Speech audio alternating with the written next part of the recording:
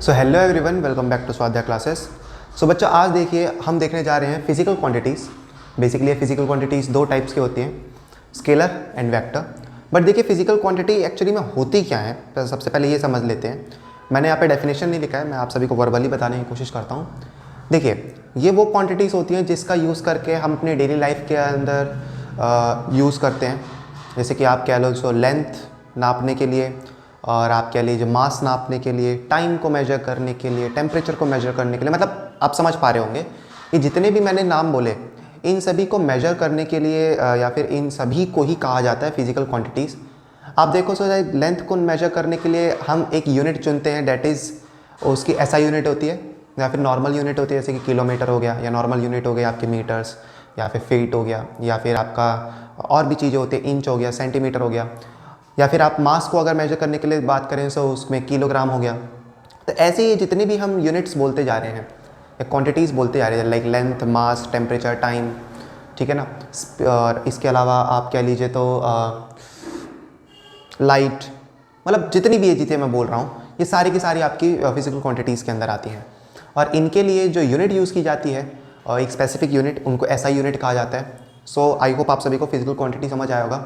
So physical quantity उतना matter नहीं करता जितना फिजिकल क्वांटिटी की टाइप्स मैटर करती हैं। बेसिकली फिजिकल क्वांटिटी को यहाँ पे दो टाइप्स में डिवाइड करा गया है। Number one is scalar quantity and second one is vector quantity. अब देखिए फिजिकल क्वांटिटी में यहाँ पर आप देखोगे लाइक अगर स्केलर क्वांटिटी की बात की जाए तो इसके अंदर ये वो फिजिकल क्वांटिटीज़ होती हैं जिसमें केवल आपका मैग्नीट्यूड होता है, डायरेक्शन नहीं होती। अभी मैग्नीट्यूड क्या होता है? मैग्नीट्यूड मतलब बच्चों माप। माप मीन्स कि जैसे कि जस्ट अ नंबर। सपोज करो अगर मैं यहाँ पे स्पीड की बात बोलता हूँ, आपके सामने एग्जांपल लिखे स्पीड या डिस्टेंस, तो अगर मैं आपको स्पीड बोलता हूँ बच्चों लाइक 100 किलोमीटर पर आवर, ठीक। अब यहाँ पर मैंने आपको स्पीड का जस्ट एक नंबर दे दिया कि 100 किलोमीटर पर आवर, लाइक ये 100 जो यहाँ पे नंबर है दैट इज मैग्नीट्यूड। अंडरस्टूड। अब यहाँ पे क्या रहा है कि लाइक स्केलर क्वांटिटीज़ जो होती हैं ये वो क्वांटिटीज़ होती है जिसके अंदर आपके पास मैग्नीट्यूड होता है, लेकिन वो मैग्नीट्यूड किस डायरेक्शन में यूज़ हो रहा है वो डायरेक्शन आपको मेंशन नहीं होती, ठीक। सपोज करो मैं बोल रहा हूँ मैंने भाई आज बाइक चलाई 100 किलोमीटर पर आवर पे। अब कहाँ चलाई, किस डायरेक्शन में चलाई, सो डायरेक्शन मेंशन नहीं है। देन उस टाइम पे जो मेरे पास फिजिकल क्वांटिटी मौजूद है that will be scalar quantity. Okay now जैसे कि इसके अलावा अगर मैं डिस्टेंस का भी आपको बता दूं तो लाइक डिस्टेंस में बोलूँ 100 किलोमीटर, भाई मैंने 100 किलोमीटर पर आवर से मैंने 100 किलोमीटर डिस्टेंस ट्रैवल किया, किस डायरेक्शन में, कहाँ, कोई मेरे को कुछ पता नहीं है। So that will also become a scalar quantity. Okay now let's talk about vector quantity. So vector quantity वो क्वांटिटीज़ होती है जिसके अंदर आपको magnitude as well as direction given होता है, मैंशन होता है। जैसे कि आप देखो कि अगर मैं बोलता हूँ कि वेलोसिटी, स्पीड एंड वेलोसिटी दोनों की दोनों का जो मैग्नीट्यूड होता है ऑलमोस्ट सेम होता है, बट इनके बीच में जो फ़र्क आता है वो बस डायरेक्शन का आता है। जब तक मैं बोल रहा था 100 किलोमीटर तब तक वो स्पीड थी, मतलब किलोमीटर पर आवर तब तक वो स्पीड थी। लेकिन जैसे मैं बोलूँ 100 किलोमीटर पर आवर इन ईस्ट, या मैं कोई भी यहाँ पे डायरेक्शन मेंशन कर दूँ, east, west, north, south, north east, north west, कुछ भी डायरेक्शन मेंशन कर दूँ, देन दैट पर्टिकुलर इन्फॉर्मेशन या क्वांटिटी विल बिकम वेलोसिटी, ठीक। अब इसके बाद सेम चीज़ डिस्प्लेसमेंट। डिस्प्लेसमेंट भी क्या होता है, जब तक मेरे को केवल डिस्टेंस का मैग्नीट्यूड दिया था तब तक वो केवल और केवल डिस्टेंस था, लेकिन जैसे ही उस मैग्नीट्यूड के अंदर मैं डायरेक्शन इन्वॉल्व कर देता हूँ वो कन्वर्ट हो जाता है आपका डिस्प्लेसमेंट में। सपोज करो कि लाइक मैं बोलता हूँ 100 किलोमीटर इन वेस्ट। सो कहने का मतलब है कि लाइक एक पर्टिकुलर डायरेक्शन मेरे को दी गई है, उस पर्टिकुलर डायरेक्शन में वो पर्टिकुलर जो डेटा है जो मेरे पास साथ मैग्नीट्यूड है वो निकल कर आएगा आपका vector quantity. So in scalar quantity magnitude is mentioned but no direction. In vector quantity magnitude as well as direction both are mentioned. Okay अब यहाँ पर स्पीड एंड वेलोसिटी की तो हम आगे अपकमिंग टॉपिक्स के अंदर बात करेंगे, बट आज के दिन हम डिस्टेंस और डिस्प्लेसमेंट को थोड़ा ले लेते हैं कि डिस्टेंस और डिस्प्लेसमेंट के बीच में क्या डिफरेंस होता है। ओके तो देखिए डिस्टेंस और डिस्प्लेसमेंट की अगर बात करी जाए तो यहाँ पर देखिएगा डिस्टेंस क्या होता है, जब कोई ऑब्जेक्ट एक पॉइंट से लेके, यानी इनिशियल जिस पॉइंट से वो स्टार्ट कर रहा है उस पॉइंट से लेके जहाँ पर भी उसको जाना है, इट मीन्स जहाँ पर उसका फाइनल पॉइंट है वहाँ तक जाता है, और वो जाहिर सी बात है कोई ना कोई रास्ता फॉलो करेगा। तो जिस रास्ते को फॉलो करते हुए जाता है उस टोटल पाथ का लेंथ कहलाता है डिस्टेंस, ठीक है। और वहीं पे डिस्प्लेसमेंट की बात करी जाए तो अगेन मान लेते हैं कि जिस पोजीशन से उस पर्सन ने स्टार्ट किया था और जिस पोजीशन तक उसको जाना था फाइनल पॉइंट, उन दोनों पॉइंट के बीच में जो सबसे छोटा रास्ता है वो कहलाएगा डिस्प्लेसमेंट। अभी मैं क्या क्या बोल गया यहाँ पे, आपके किसी को समझ आया होगा, किसी को नहीं आया होगा, ध्यान से देखिएगा थोड़ा। यहाँ मैं एक पॉइंट लेता हूँ, सपोज करो आप यहाँ पर हो, आपको इस पॉइंट से लेके इस पॉइंट पे जाना है, लेकिन आपको रास्ता थोड़ा ऐसा है। अब आपको इस पॉइंट से लेके इस पॉइंट तक के बीच में ये जो आप पूरा रास्ता ट्रैवल कर रहे हो, ये जो पाथ फॉलो कर रहे हो, इस पूरे पाथ का जो लेंथ होगा ना बच्चों, दैट विल बी डिस्टेंस, ठीक है ना। तो मतलब कि आपका इनिशियल पॉइंट से लेके फाइनल पॉइंट के बीच में the path you are following, the length of that path will be known as distance. Now what will be displacement in this situation. So देखिए, अब इस पॉइंट से इस पॉइंट तक, यानी ये जो इनिशियल पॉइंट था और ये जो फाइनल पॉइंट है, इस पॉइंट से लेके इस पॉइंट के बीच में जो सबसे छोटा रास्ता हो सकता है, सबसे छोटा रास्ता मतलब उससे छोटा रास्ता हो ही नहीं सकता जिसको लेके, उसको कहा जाता है डिस्प्लेसमेंट। कैसे?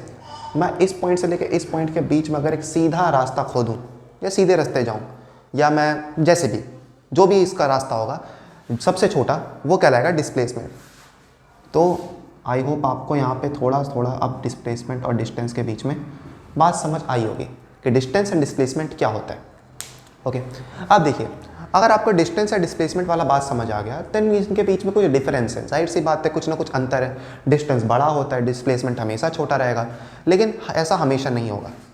इसके लिए हम थोड़ा बस मात्र कुछ सेकेंड्स में कि डिस्टेंस और डिस्प्लेसमेंट हमेशा एक दूसरे के लाइक डिफरेंट नहीं रहते, कभी कभी ये सेम भी होते हैं। कौन सा केस, बस थोड़ी देर में देखिए। पहली बात थोड़ा सा रिकैप कर लेते हैं, डिस्टेंस और डिस्प्लेसमेंट क्या होते हैं। डिस्टेंस जो आपने पाथ फॉलो करा उसकी एक्चुअल लेंथ कहलाती है। डिस्प्लेसमेंट इनिशियल यानी सबसे शुरुआती पॉइंट और सबसे आखिरी पॉइंट, इनिशियल और फाइनल पॉइंट के बीच का सबसे छोटा रास्ता। डिस्टेंस अभी हम देख कर आ रहे हैं कि एक स्केलर क्वांटिटी होता है, डिस्प्लेसमेंट आपका वेक्टर क्वांटिटी होता है। डिस्टेंस हमेशा पॉजिटिव होगा, वो कभी जीरो नहीं हो सकता। सपोज करो अगर आप कह रहे हो कि मैं मूव कर रहा हूँ और मेरा डिस्टेंस जीरो हो जाए, ऐसा कभी हो ही नहीं सकता। अगर आप मूव कर रहे हो तो जाहिर सी बात है आप कहीं ना कहीं हिल डुल रहे हो, आप कहीं ना कहीं जा रहे हो। अब वहाँ चलते फिरते मूव करते हो आपने जितना रास्ता फॉलो करा वो कहलाएगा डिस्टेंस। मैं बोलूँ कि भाई मैं तो आपके सामने खड़ा हूँ और मैं खड़े खड़े क्या है कि मैं कोई डिस्टेंस ट्रैवल नहीं कर रहा, झूठ, ऐसा हो ही नहीं सकता।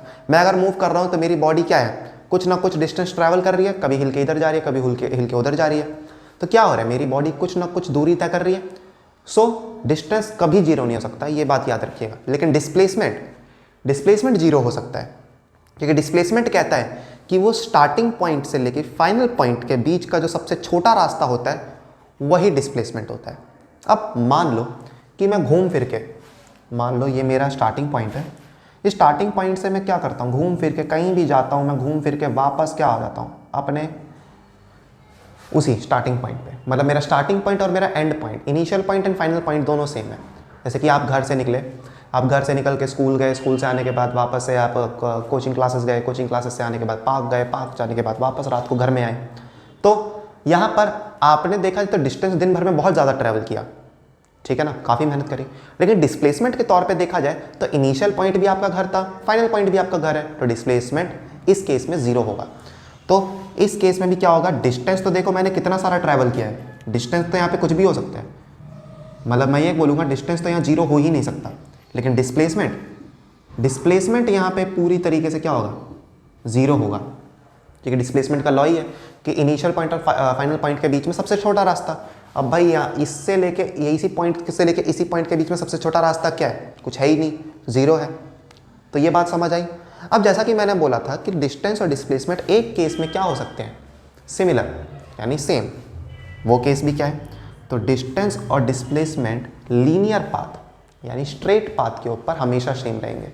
कैसे भाई, मैं यहाँ पर एक लाइक पर्सन है, ये इस पॉइंट से लेके इस पॉइंट पे जा रहा है, इनिशियल पॉइंट इसका ये है, फाइनल पॉइंट इसका ये है, या यहाँ से लेके वो इनिशियल पॉइंट से इस फाइनल पॉइंट तक गया। अब इस पॉइंट से इस पॉइंट के बीच में डिस्टेंस भी यही है और बच्चों डिस्प्लेसमेंट भी यही है।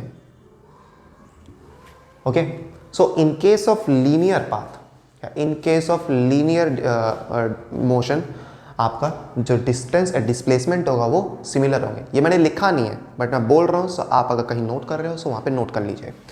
एंड आपका ये जब इनिशियल पॉइंट यहाँ से लेके यहाँ तक था तब तो डिस्टेंस डिस्प्लेसमेंट बराबर हो गया, लेकिन क्वेश्चन कभी कभी ऐसे भी आ जाते हैं कि वो बोलेगा कि अच्छा ये यहाँ ए पॉइंट से लेके बी पॉइंट पे गया था और बी पॉइंट से वापस ए पॉइंट पे आ गया एंड वापस आ गया, तो बताओ डिस्टेंस और डिस्प्लेसमेंट क्या होगा। तब डिस्प्लेसमेंट यहाँ पर एक डिस्टेंस के इक्वल नहीं होगा, तब यहाँ पे डिस्प्लेसमेंट अगेन जीरो हो जाएगा। क्यों? क्योंकि जो उसका स्टार्टिंग पॉइंट था वापस लौट के वहीं आ गया, तो डिस्प्लेसमेंट जीरो हो गया और डिस्टेंस इसका डबल हो गया। भाई ये यहाँ गया वापस वहाँ से आया, तो जो भी डिस्टेंस था उसका डबल हो गया। आई होप आपको डिस्टेंस और डिस्प्लेसमेंट के बारे में समझ आया। और हाँ, एक चीज़ और जो कि मैं पढ़ाते पढ़ाते थोड़ा स्किप हो गया माइंड से, एकदम से याद है, डिस्टेंस और डिस्प्लेसमेंट को एक ही सिंबल से डिनोट किया जाता है and that symbol is S. ठीक है, डिस्टेंस एंड डिस्प्लेसमेंट को एक सिंगल सिंबल से डिनोट करते हैं, दैट इज एस। सो कैसा लगा आप सभी को आज का क्लास? आज हमने scalar quantity, vector quantity, distance and displacement दोनों डिस्कस करें। ठीक है, आई होप आपका अच्छा लगा होगा। आज का क्लास थोड़ा सा लेंदी हो गया बट स्टिल ठीक है, if it was worth it and like this video okay and share it with your friends.